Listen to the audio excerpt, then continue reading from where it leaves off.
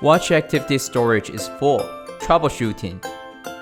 When the watch informs you that activity storage is full, please ensure the activity has been uploaded to Garmin Connect. In this way, the older activity files that you do not need can be erased.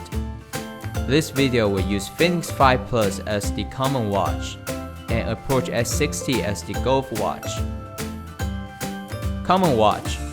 Please connect the watch to the computer.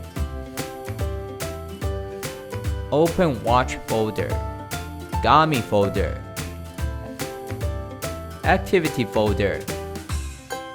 Erase older activity files. Reminder, erasing older activity files will also erase activity history on the watch. Golf watch.